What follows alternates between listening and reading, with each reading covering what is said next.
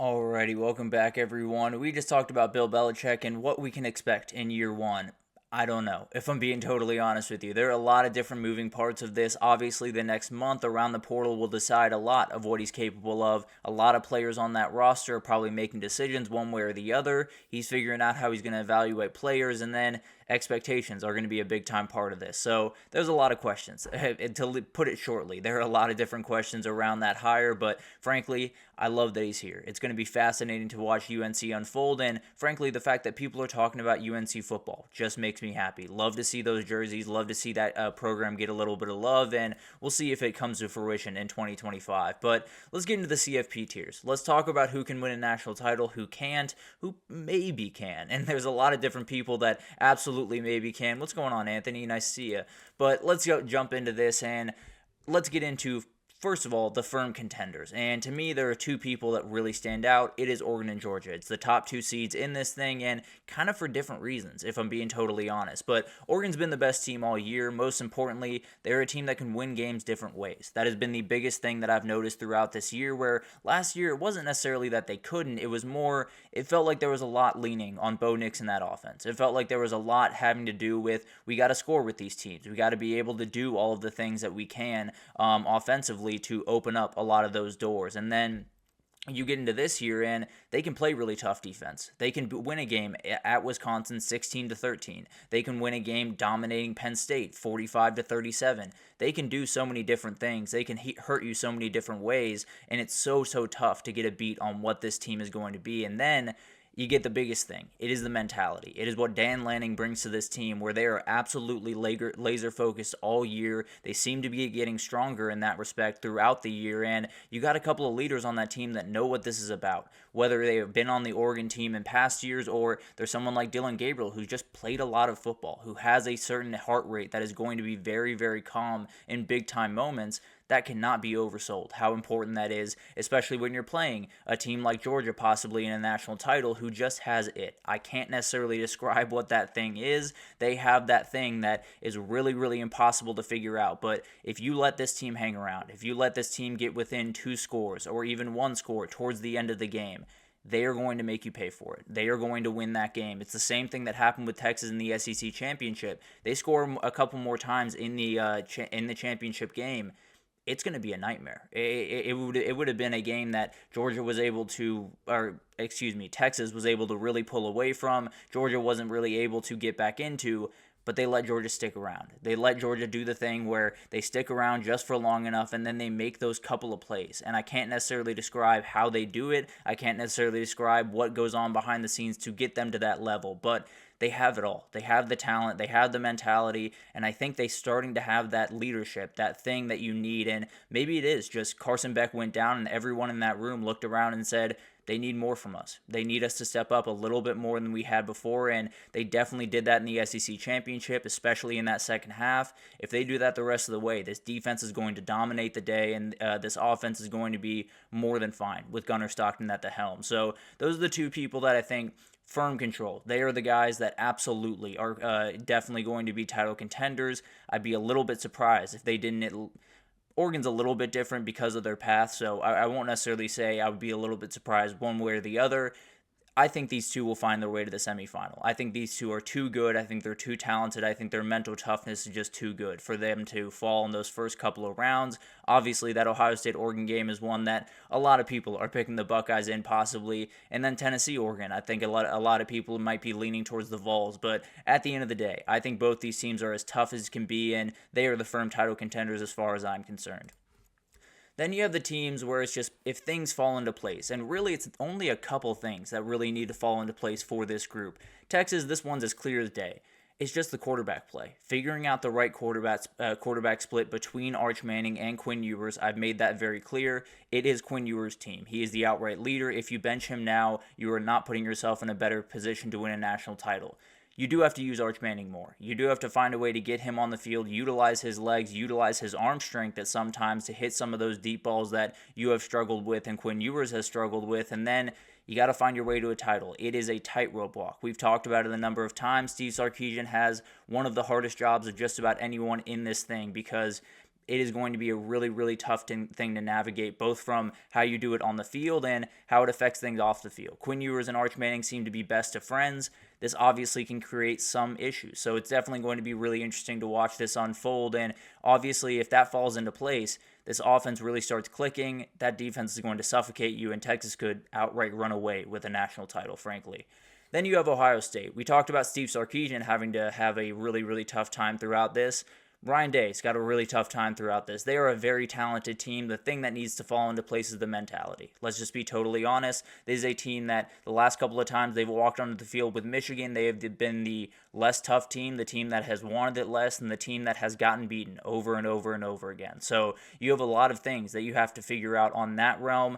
On the football field, it's really just figuring out a way to find an explosive pass game. It's getting back to the world where you're just throwing it up to Jeremiah Smith a couple of times a game. Maybe that's lame, maybe that's not the most interesting thing in the world, and maybe it's not all that sustainable.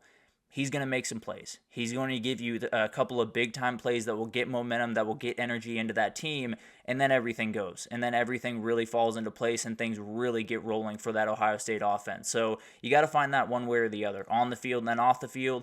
You just got to find toughness. I know they have it in there. I know they have the leadership in there to do that. It's just got to click at the right time here. And as Anthony's talking about, James Franklin might be the thing that needs to fall into place for Penn State, if we're being totally honest. But another thing that I'm interested to watch here is they have talent at wide receiver. They have guys that can make plays at wide receiver in Omari Evans, in Harrison Wallace.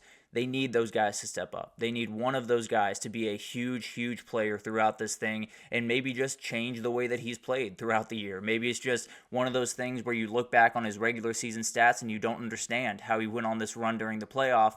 But sometimes it just has to happen. Sometimes you just have to have the guy that steps up to the plate and makes all the plays on the outside and takes away a little bit from the best tight end in the country that was decided yesterday, and a defense that has some issues, definitely has some issues. You got to help them out offensively, and then if you do have issues on the back end of that defense, if you do have holes, Abdul Carter has to just be a game wrecker. So for Penn State, it's definitely a couple more things. I'll give you that, Anthony, and James Franklin might just be one of those things that needs to fall into place. But all these teams have the ability to make a run of the national title, just need a couple of things to go their way. And then we got the dangerous group, the group that I think is definitely going to be in position to possibly make a run at this thing. And I'm trying to find Anthony. Frankly, I've seen a lot of people kind of lean that direction. And when you look at this Notre Dame team right about now, they are operating at peak efficiency. There's no doubt about that. That run game is as good as you will find across the country. Jeremiah Love is one of my favorite players in the country. And the big thing here is they got to find a pass game, right? They got to find a consistent pass game where they can go to a couple of guys maybe over and over and over again. Maybe it's just a couple of guys that really lead the way, whether that's Mitchell Evans or Chris Mitchell or Jaden Greathouse. They have dudes that can make some plays. You're going to have to find them at some point, right? You can't just go out there and just hope that your three-headed monster of Jeremiah Smith, Jadarian Price, and Riley Leonard are going to run you to a victory. It's going to happen a couple of times. I bet they could do it against Indiana. I don't know if they could do it against Georgia. So at some point, those decisions are going to have to be made. Those plays are going to have to be made, and kind of comes down to Riley Leonard and those wide receivers, if they're going to be able to be that dangerous team. When I look at this team, there is not a team on here that is running as efficiently as they are. It just comes down to finding that pass game at some point throughout these games and making people respect that, and then letting Jeremiah Love do what Jeremiah Love does. Tennessee, you're kind of in a funny position because their path to the title would be Ohio State, possibly or Ohio State, then Oregon, then possibly Texas, then possibly Georgia. Remarkably tough, let's just be totally honest. But when you're looking at a team that has a lot of the things that title teams have, where you have an elite defense, you have an elite D-line especially, you also have a quarterback that can make all of the plays in the world, can make all the throws in the world, you have a running back that's one of the best in the country, I would argue top 2 or 3 in the country in Dylan Sampson, you have the ability to make a run here. You have the ability to make some big-time plays, and for me, the most likely upset is Tennessee. I know that's kind of a square answer. If I were to go outside of that, I think I would have to go Clemson, Texas. I think Clemson has an ability to kind of match up with Texas in a way, especially with that D-line, that could cause some problems for the Longhorns. And let's talk about Clemson. They have the talent profile that is a little bit closer to a national title winner than a lot of the other teams in this dance, a lot of the other ACC and Big 12 opponents.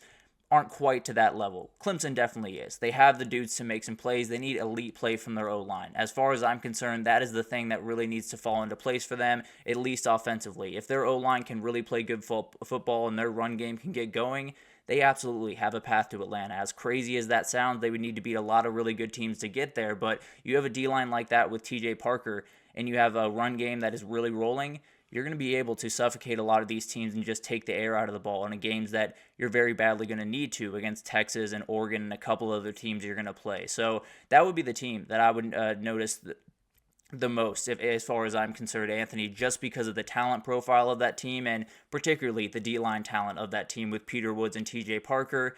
They could cause some problems for Texas, and if they do, maybe they're moving on to face an Oregon or to face Arizona State in the second round, which is brings us to the lightning in the bottle crowd, and that is going to be Arizona State, probably chief among them. To me, they kind of feel like that TCU team that went on a little bit of a run, had everything going for them, always found their way out of precarious situations, played really tough football. Obviously, a little bit of a different approach, but Sam Leavitt does kind of remind me of Max Duggan just by the way that he plays, the way he goes about business. So this is the team that has a lot of different things that you love going for it. There are so many different players that are absolutely remarkable. Cam Skattebo, obviously chief among them. Losing Jordan Tyson is a tough one. There's no doubt about that. Losing Jordan Tyson is something that absolutely is going to have an effect on this race, and you're going to have to find a little bit more lightning in the bottle with Cam Skattebo because of that. But he's been more than happy to step up to the plate in the past, and I can't imagine that's going to change this time around. Then you do have SMU. Kevin Jennings could end up being the story of this tournament. I think he's the most dynamic playmaker in this thing. That's why I had him ranked a little bit higher than a lot of different people do in their quarterback rankings when I did him a couple of days ago, because I think this kid has the ability to make all the plays in the world. I think his arm is not necessarily elite when you come to this group of quarterbacks, but definitely is more than capable of making the plays. And then he's one of those guys that if he takes off and makes a couple of plays with his legs throughout the game, he can take over this thing. He is the player that could totally take over this thing. And then you look up in the semifinals and you look at SMU there, and you're wondering how it's Kevin Jennings going absolutely crazy pretty much every single game.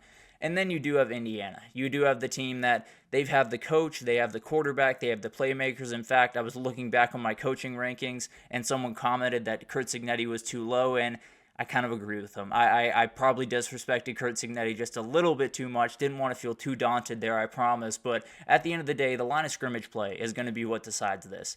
Obviously, they've done an incredible job on that front throughout the year.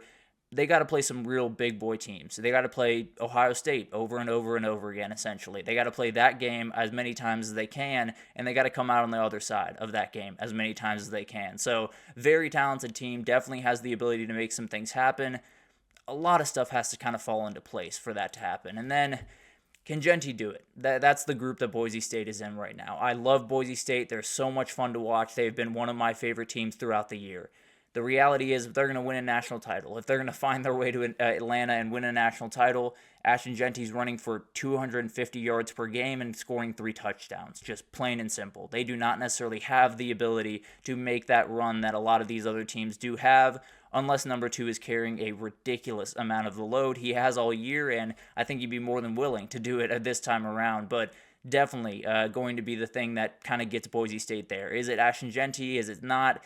Pretty much that is going to be decided. If he is an absolute superstar, then you could definitely get a lot of different things going. If you don't get the production that you want out of this kid, then you're probably going to be going home as soon as possible. So a lot of different things going into this, and Boise State's the only team that I think probably has as minor of a shot as you possibly could have to win a national title. But Anthony makes a good point. I really like the story of Indiana. I really love it, and it's been so much fun to watch. When you look at the talent profile, when you look at the physicality profile, Notre Dame matches up very, very well, and SMU definitely is being underrated. The biggest thing for me is how will they handle that weather? How will they handle the cold up there in Happy Valley, coming all the way from Dallas? That'll definitely be an interesting thing and kind of a new thing in the college football playoff world, but it's going to be fascinating to watch what happens in this, and obviously we got a lot of different things to go into next week, but just want to give you an idea of where I have all these teams standing. I think if I was to pick one of those lightning in the bottle teams, I think I'd have to go to Arizona State. I think they're a team that's just rolling downhill at the right time. I think they have one of the best players in the entire league, and I think they have the coach that is just crazy enough to possibly get them over the hump in one of those big time games. So a lot of different things happening, and we will break it down with in the next week or so as we get into the playoff week. But let's take our second break, and we'll go back to the CFP teams. We'll talk about the X Factor players, the player that I think is going to be the most important part of what they do in the playoff one way or the other, whether that's being really successful or not being all that successful. I think it could come down to these players. So I'll break it down right after this, so stick with us.